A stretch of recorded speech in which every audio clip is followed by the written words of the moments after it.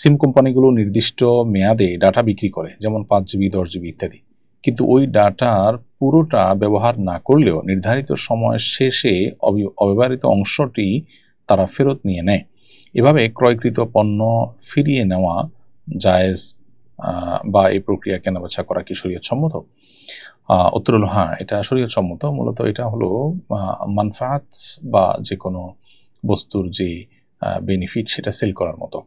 একটি ঘর যেরকম কাউকে আপনি ভাড়ায় দিলেন 1 মাসের জন্য, 1 মাসের জন্য তিনি ভাড়া নিয়ে পুরো ঘরটা ব্যবহার করতে পারলেন না, সাময়িক ব্যবহার করলেন, তার সময় শেষ হয়েছে, এজন্য আপনি মূল ঘরটা ফেরত নিয়েছেন। ব্যাপারটা এরকম যে 5 GB 10 GB ব্যবহার করতে আপনাকে দেওয়া হয়েছে, আপনি চাইলে এই সময় দেওয়া হলো, এই সময়ের জন্য আপনার কাছে এটা দেওয়া হলো, কেমন যেন আপনাকে ভাড়া দেওয়া হয়েছে এই জিবিগুলো, আপনি চাইলে এই পরিমাণ জিবি এই সময়ের মধ্যে ব্যবহার করতে পারেন।